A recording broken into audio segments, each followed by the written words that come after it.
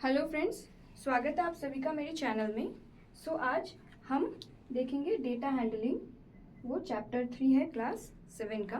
But उससे पहले अगर आपने मेरा फर्स्ट चैप्टर और सेकंड चैप्टर नहीं देखा है, जो कि इंटीजर और फ्रैक्शन एंड डेसिमल है, तो आप इससे पहले वो दोनों चैप्टर देख सकते हो। वहाँ पे मैंने अच्छे से एक्सप्लेन किया पूरा चैप्टर। तो बिना देरी किए चलिए स्टार्ट करते हैं आज का चैप्टर। अगर आपने ये चैनल को सब्सक्राइब नहीं किया तो प्लीज़ ये चैनल को सब्सक्राइब कर दीजिएगा। आज हम पढ़ने जा रहे हैं arithmetic mean, median, mode and range, और हम बार ग्राफ कैसे कर सकते हैं वो, और प्रोबेबिलिटी के कुछ पॉइंट्स। तो चलिए स्टार्ट करते हैं। फर्स्टली हम लोग देखेंगे कि अर्थमेटिक मीन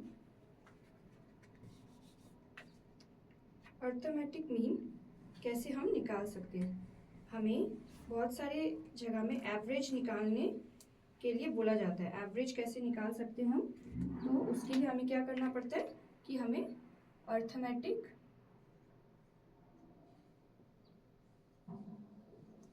अर्थमेटिक मीन निकालना होता है। और उसका फॉर्मूला क्या है, इसे हम AM एवरेज या फिर जस्ट मीन भी कहते हैं। तो इसका फॉर्मूला क्या है, sum of all observation divide by total number of observation. ठीक है,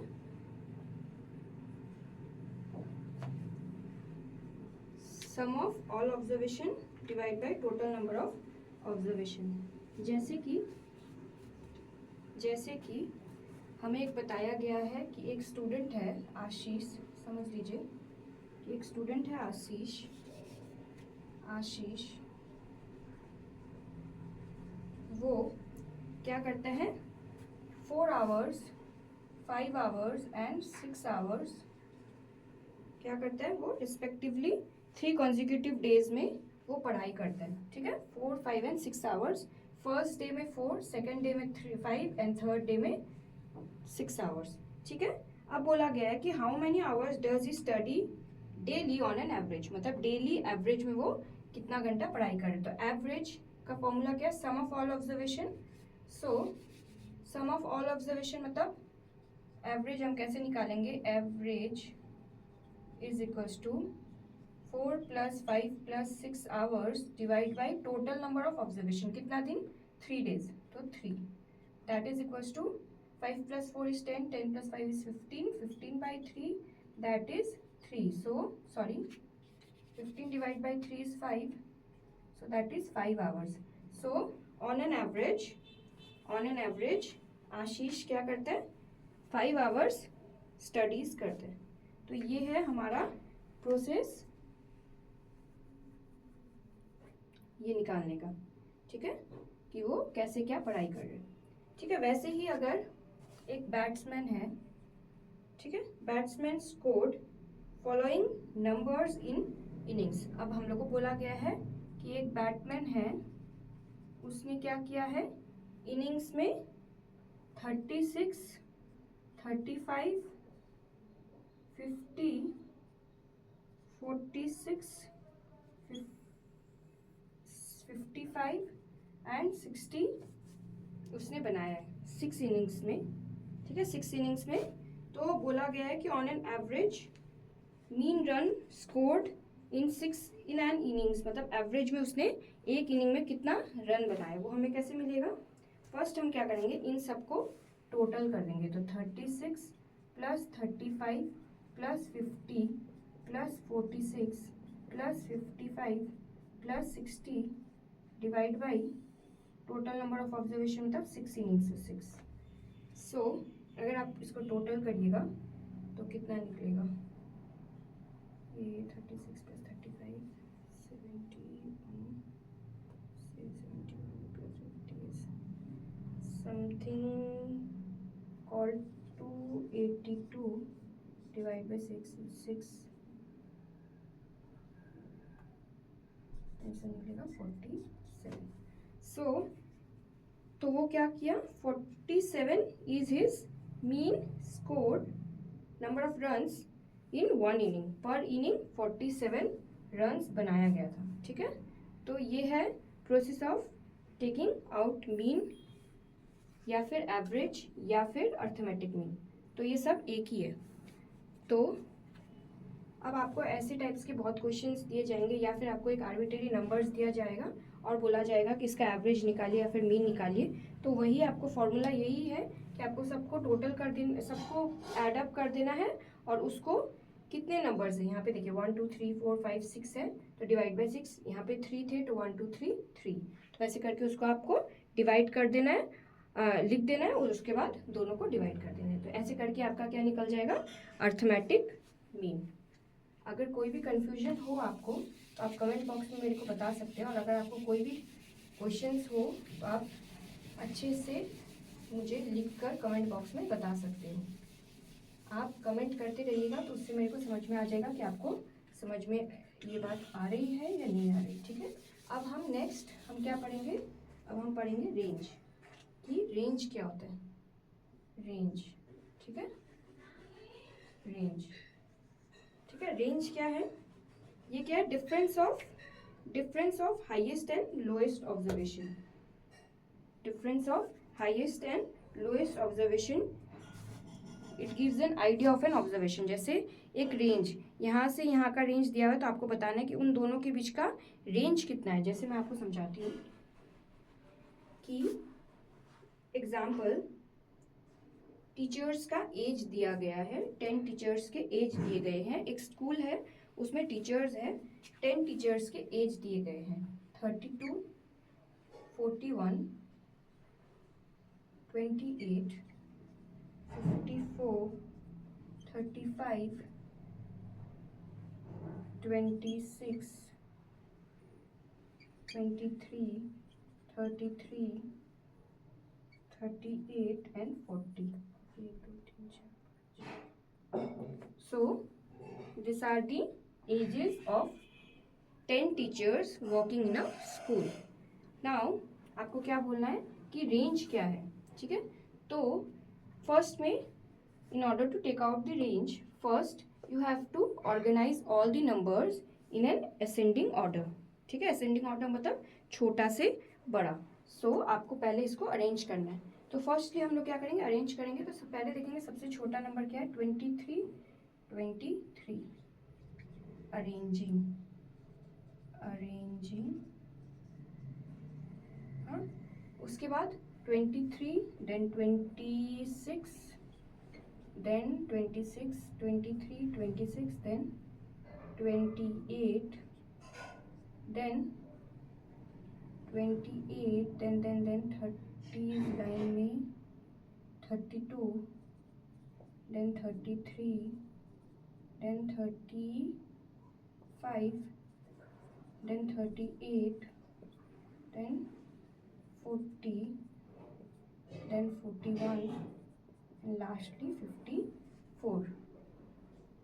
So this is the way you will arrange all the ages or all the numbers given. Now अब आप क्या करोगे, अब आपको बोला गया है कि रेंज क्या है।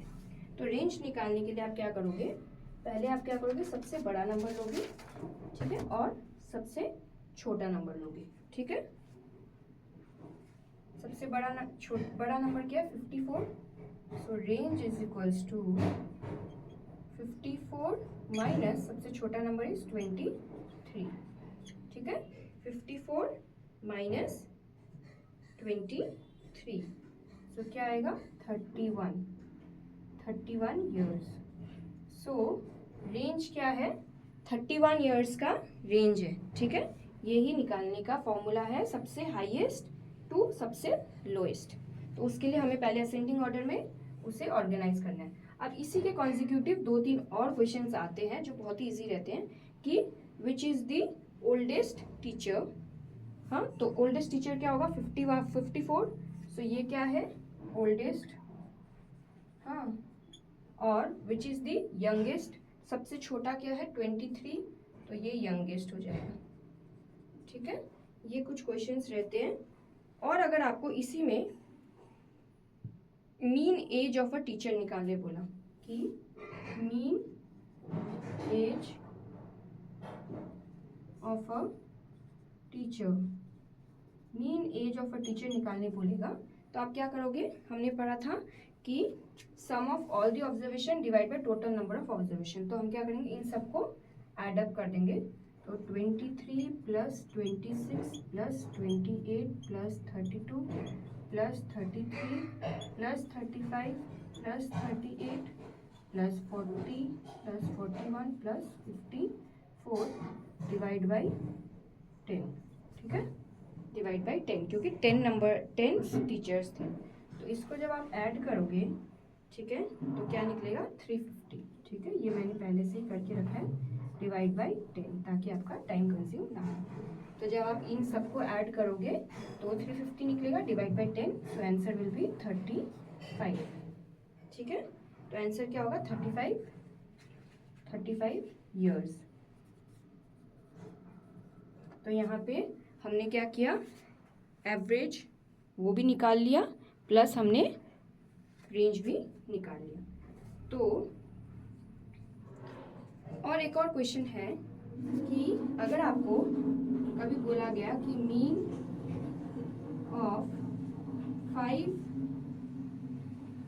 Of 5 first 5 mean of first 5 whole number, ये भी एक क्वेश्चन रहता है कि mean of first 5 whole number.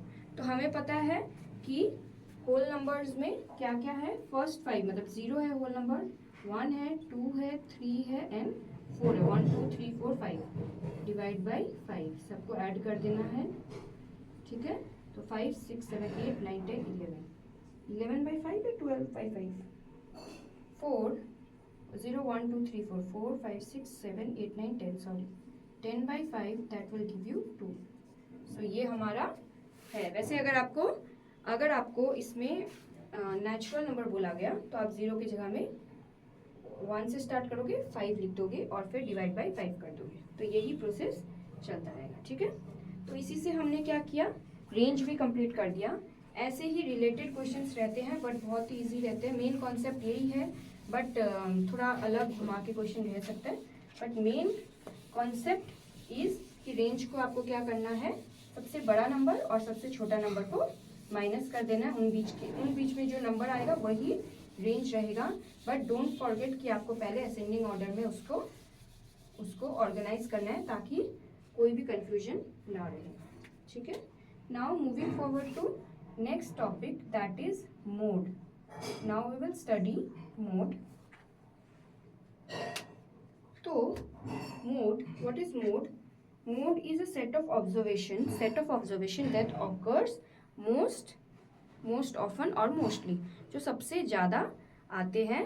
अगर आपको एक ऑब्जर्वेशन दिया गया है उसमें वो नंबर बहुत रिपीटेडली आ रहे हैं, तो सबसे ज़्यादा जो आ रहे हैं वही आपका मोड है। बहुत इजी है, देखिए जैसे लेट्स टेक एन एग्जांपल कि एक क्वेश्चन है 1 1 2 4 3 2 3 1 6 2। समझ लीजिए ये कोई भी एक क्वेश्चन है। अब इसको आपको बोला गया है कि इसका मोड निकालना है। तो अगेन आपको फर्स्टली इसको ऑर्गेनाइज करना है, और ऑर्गेनाइज करते टाइम इसको आप या फिर असेंडिंग बोलिए, या फिर आप कैसे कर सकते हैं, एक ही नंबर्स के जो सेम नंबर्स हैं, ठीक है, सेम नंबर्स को एक साथ लिखना है, तो वो इनडायरेक्टली असेंडिंग ऑर्डर भी हो गया। या फिर आप उसको सेम नंबर को एक साथ, जैसे फर्स्ट में 1 आता है, 1 1 1 1 2 1 3 1 1 2 2 2 2 2 2 3 एक बार, 2 बार, 3 2 बार, 4 एक बार एंड 6 एक बार। ठीक है, तो ये हमारा हो गया, ऑर्गेनाइज हो गया हमारा mode.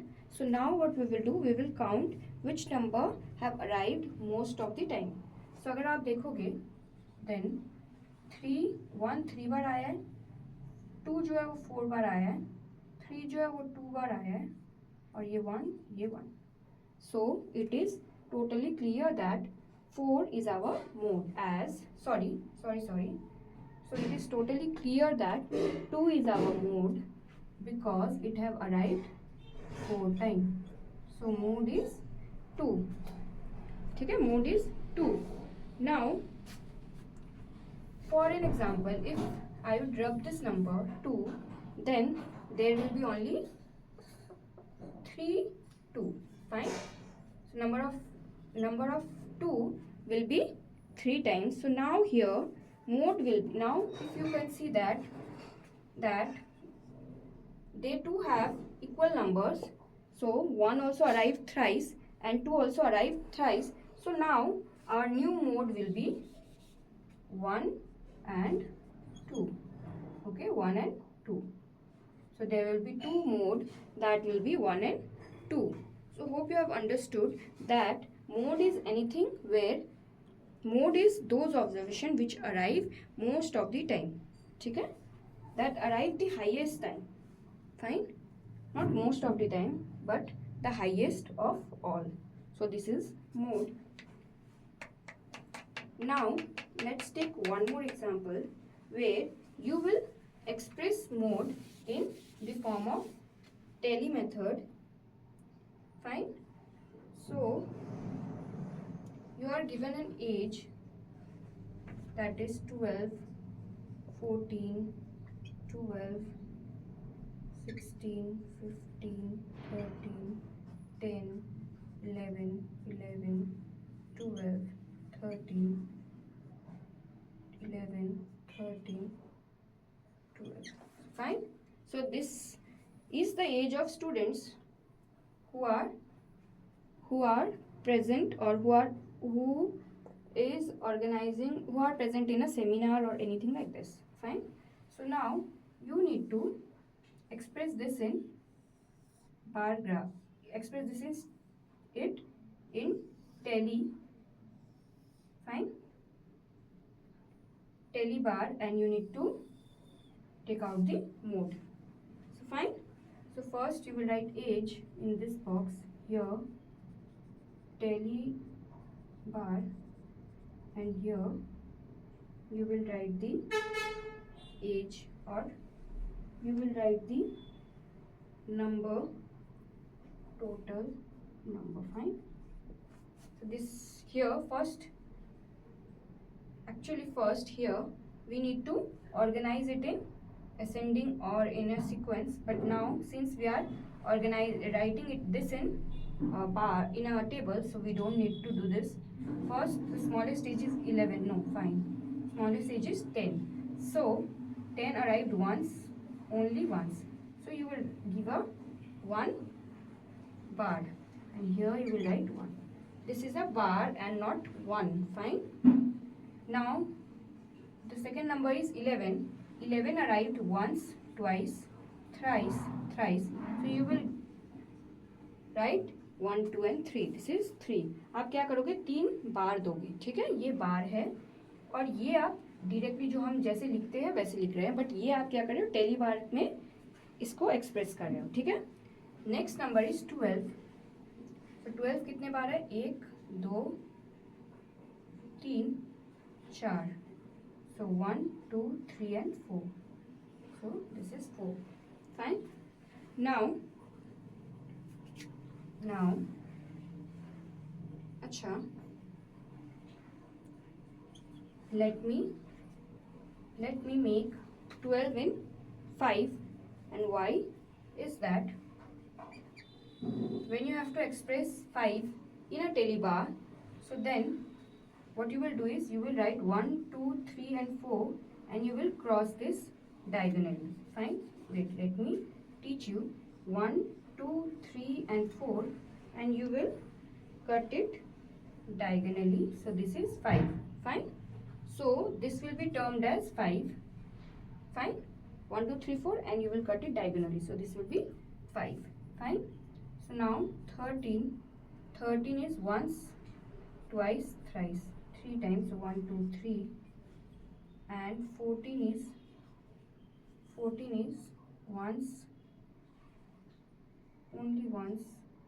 1. 15 is also once. and 16 is also ones.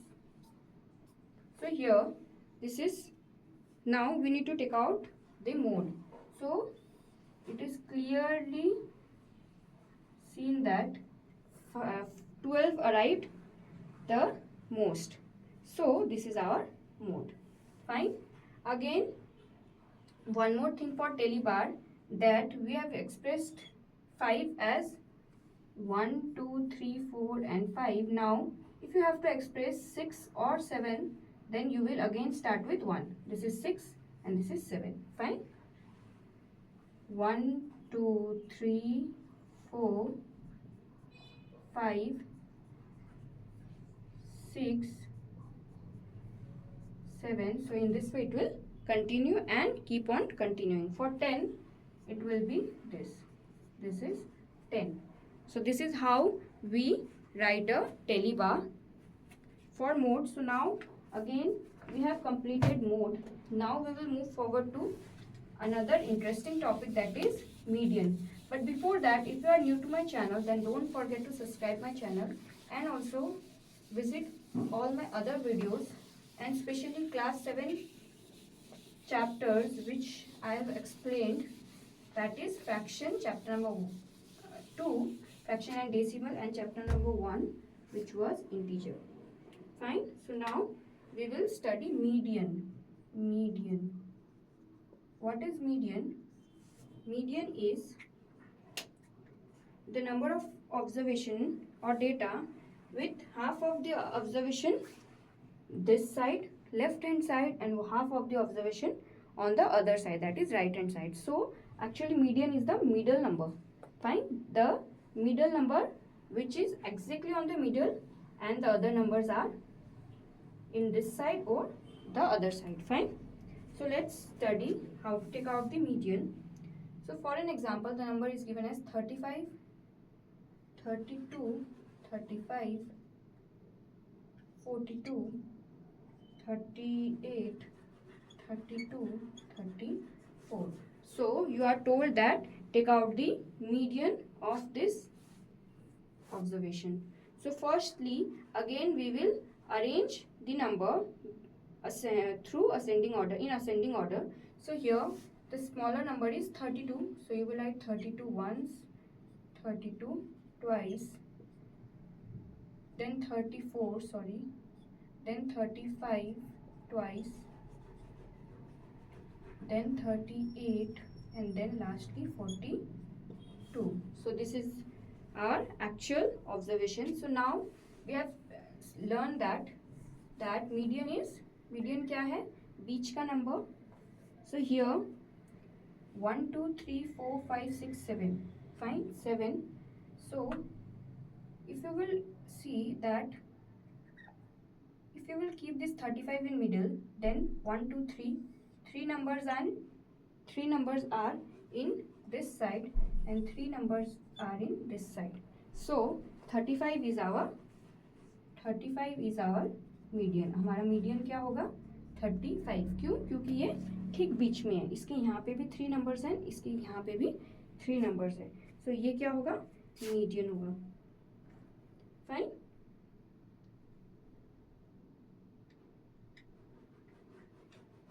और यहाँ पे if we are told कि mode निकाला जाए, what will be the mode for this observation? So we can see that 32 and 35, they both arrived twice. See, 1, 2, 1, 2. So these are our mode. Fine. 32 and 35 is our mode, and 35 is our median. Fine. So this is the way where you can complete your median. It is very easy. So main concept is to take out the middle number, but before that you need to, don't forget to arrange this in ascending order, or the numbers, suppose 32 and 32 you will keep. So this is ascending order. Don't confuse it with repeated numbers. There can be many repeated numbers, but you need to just arrange them and you need to take out the median. So moving forward to our next topic, that is use of bar graphs. We will now study how to make a bar graphs.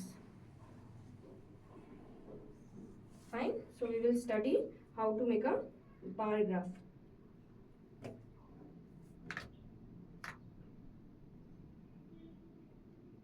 So for an example, here favorite color, and we need to make a bar graph for favorite color and number of students. So we are given with the data that this number of students like this color and that number of students like that color. For an example, red. So 43 students like red, 19 students like green, 55 students like blue, fine, 49 students like yellow, and 39 students like orange. So this is the data given to us. Now we need to make the bar graph. Here one of the main challenge or one of the trick we need to see is to choose the scale. हमें यहाँ पे सबसे ज़्यादा important क्या है कि हमें हमारा जो स्केल है वो बहुत ध्यान से चूज करना है. ये है बार ग्राफ, एक लाइन हॉरिजॉन्टल एक लाइन वर्टिकल.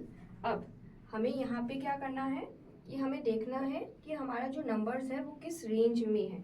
जो अभी हमने पढ़ा रेंज, तो हमें देखना है कि हमारा सबसे छोटा नंबर 19 है और सबसे बड़ा नंबर क्या है 55. सो हमारा जो स्केल होगा वो इन दोनों के बीच में होगा.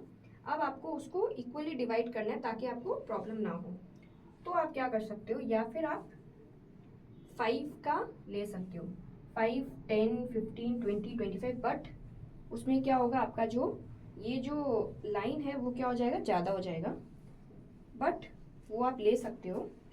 बट उससे अच्छा है कि आप 10 के स्केल में लो. चूज करो 1 यूनिट इज इक्वल्स टू 10. ठीक है. अगर आप 10 के हिसाब से चूज करोगे 10 स्टूडेंट्स, तो देखोगे आप कि आपको 10, 20, 30, 40, सिंस यहाँ पे हम स्केल नहीं यूज कर सक रहे हैं, बट आपके जो ये और इसके बीच में जो गैप होगा वो इक्वल होना चाहिए. Every numbers should be equal. So this is 50 and this is 60. अब यहाँ पे हम 60 तक क्यों आएंगे, क्योंकि उसके बाद हमारा नंबर नहीं है, क्योंकि last number is 55. So this is the way we will scale. But again I am telling you that you can also use 1 unit as 5 students. This can also be 10. So then there will be 12 units. Fine. Now our first number is 19.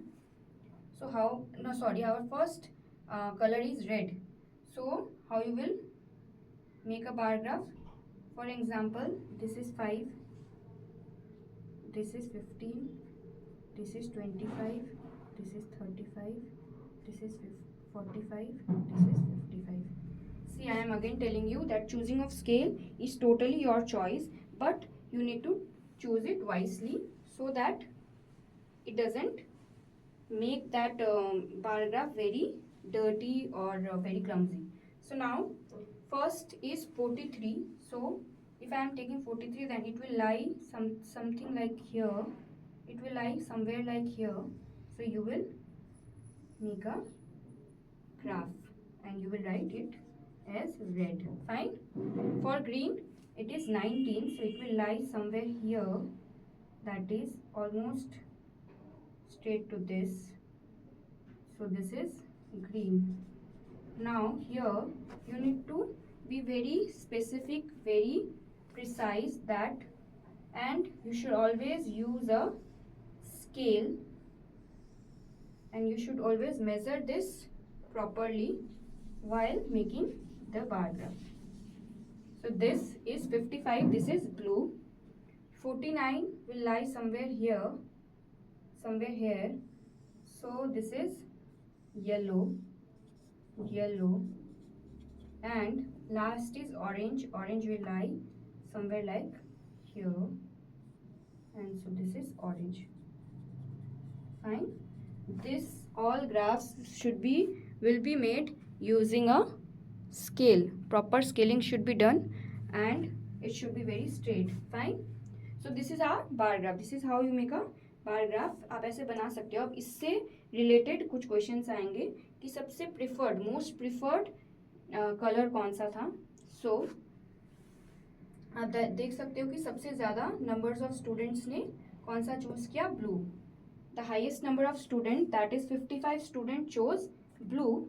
So this was most preferred, most preferred, most preferred colour, most preferred colour.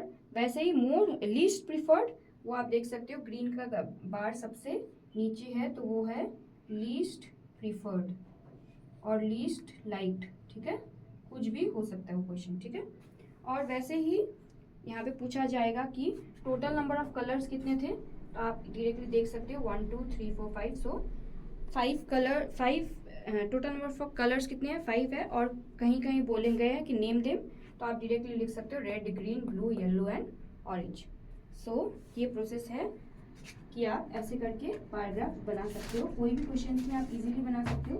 अब हम देखेंगे कि हम double paragraphs कैसे बना सकते हैं. ये हुआ सिंगल पैराग्राफ. अब हम देखेंगे कि हम डबल पैराग्राफ कैसे बना सकते हैं. फाइन. तो इसमें अब हम इसी में जैसे अभी हमने देखा एक पैराग्राफ, वैसे ही अब हम देखेंगे डबल पैराग्राफ. और होप आपको समझ में आ रहा हो. और अगर आपको कोई भी प्रॉब्लम हो तो आप कमेंट बॉक्स में मेरे को डबल पैराग्राफ,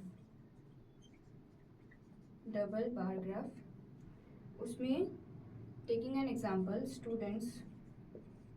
ठीक है, स्टूडेंट्स हैं और क्वार्टरली और हाफ ईयरली. ठीक है, आशीष, चलिए हम इसे वीडियो को लंबा ना करते हुए ABCDE कुछ नाम देते हैं. ABCDE. These are the students who got 10 marks in quarterly and 15 marks in half yearly. Similarly 15 and 18, 12 and 6, 20 and 21, whereas 9 and 15. So this is the marks they arrived in quarterly and half yearly in of a test, small test. So now we will see how we can make a graph. Actually there is no space for graphs, but still. So this is our bar graph area. Now again you will see that which number we can choose. So our range start from 9 and the highest number is 21. Fine. So in between 19 and 21. So we will start from 5. 5 ones are 5, 5 twos are 10, 15, 20, 25. Fine. So now firstly we will start with A. So for A, his quarterly was 10. So we will make a graph 10. And now 15 was his half yearly. So we will add a line and we will make another attached with this. But how you will know that this graph is quarterly and this is half yearly? So you will denote half yearly with the lines. So this is how you make a double bar graph. For another question for B, that was 15. Fine. And for quarterly it was 18. So it is something like here, it will be 18. In board I can't make an exact, but this is how you will make using a scale, and that should be very precise. For C, that is 12. So 12 will lie somewhere here. Fine. And for this half yearly it was only 6. So 6 will lie somewhere here. So this is C. Fine. For D it was 20. So 20 lies somewhere here. And that is 21. So you will shade the, always use one shading, same shading for one observation. For example, if you are using half a shading part for half yearly, then always shade only half yearly parts. And the last one is 9, 9 and 15. So 15 is somewhat here. So this is D and this is E. And you will write that in a box, you will write that this is for quarterly, QUARTE, something like this, and this is for half yearly. Fine. This you need to denote, you need to say, and again you should also mention that 1 unit is equals to 5 marks. Fine. The scale you took, so scaling you should mention here that for 1 unit it was 5 marks. 5 marks. Fine. So this is how you will make a double bar graph. And if you are asked that who scored the highest, then you can easily see that D scored the highest, that was 20 and 21. In which term did D score the highest? Then you can see that it is half yearly, where he scored 21.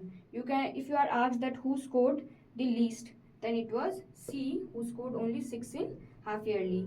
Or if any questions arrive that who scored the least in quarterly test, then it was E. It was E who scored the least, that was 9. Fine. So these are some of the questions which can be asked in this bar graph. Fine. So we are towards the end of our chapter, and there is only a small explanation regarding probability and chances, chance and probability, which is actually not a part, but that will be a full chapter in class 8, and that will more expand in 9 and 10.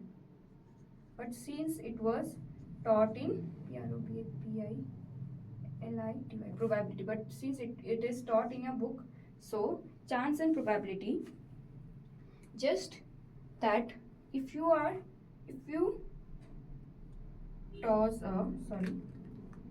toss a coin for 5 times, fine, 5 times, then how many times will head arrive and how many times will tail arrive? Can we tell? No. For 5 times it can be, sometime it might come head, tail, tail, head, tail, or anything like that, that tail, head, and then again it will come head, then again it might come head, then it might come tail. So there is no proper, we can't tell a exact number or exact thing that this will be the chance, but there are chances. आपके पास chances है कि कभी tell आ जाए, कभी head आ जाए, कभी head आ जाए, tell आ जाए, बट आप बोल नहीं सकते हो कि क्या आएगा. तो बस आपके पास चांसेस है जो आप बोल सकते हो कि मेरे पास ये आया, फिर सेकेंडरी ये आया. वही चीज़ डाइस के साथ भी होगा कि अगर आप टॉस करते हो, लूडो ये सब खेलते टाइम, तो कभी चांसेस है कि 1 आ जाए, कभी 2 आ जाए, कभी 1 फिर से आ जाए, कभी 6 आ जाए, कभी 2 आ जाए, फिर 3 आ जाए, 5 आ जाए, कुछ भी आ जाए. सो this is a chances which can be arrived in any, कोई भी चीज़ में आप चांस बता सकते हो कि 1 2 3 4 5 6 के अंदर अंदर कोई भी नंबर आ सकता है, बट यू कांट टेल कि ये ही नंबर आएगा. Fine. So this is a chance. ये ब्रीफ एक्सप्लेनेशन दिया हुआ है. वैसे अगर प्रोबेबिलिटी देखा जाए, अगर आपको प्रोबेबिलिटी पूछा जाए, तब आप बोल सकते हो कि प्रोबेबिलिटी की टेल कितना बार आएगा. डाइस इसको करते टाइम टेल कितना बार आएगा, प्रोबेबिलिटी ऑफ टेल वो क्या है 1/2. या फिर टेल आएगा या फिर हेड आएगा, तो प्रोबेबिलिटी ऑफ टेल इज 1/2. वैसे ही प्रोबेबिलिटी ऑफ हेड इज 1/2. अगर आप 2 बार टॉस करोगे तो या फिर टेल आएगा या फिर हेड आएगा. So probability of tail is 1/2. Again probability of head is 1/2. Similarly rolling a dice, there are 6 numbers 1 2 3 4 5 6. so probability of 1 is 1/6. वैसे ही 2 का भी 1/6. आपका प्रोबेबिलिटी क्या है कि अगर आप अभी डाइस को थ्रो करोगे तो 1 से 6 के अंदर ही नंबर है, तो प्रोबेबिलिटी ऑफ 1 आएगा, उसका प्रोबेबिलिटी कितना है 1/6। वैसे ही 6 का प्रोबेबिलिटी कितना है 1/6। सबका प्रोबेबिलिटी यहाँ पे क्या है 1/6। और डाइस का क्या होता है हमेशा, और कॉइन का क्या होगा हमेशा, प्रोबेबिलिटी ऑफ हेड और प्रोबेबिलिटी ऑफ टेल हमेशा 1/2 रहेगा। So in this way this is our end of the chapter. Hope you understood. आपको समझ में आया हो, अगर आपको समझ में आया और अच्छा लगा हो तो please let me know in comment box, and if you have any problem then please let me know, and don't forget to subscribe my channel. Bye bye, take care.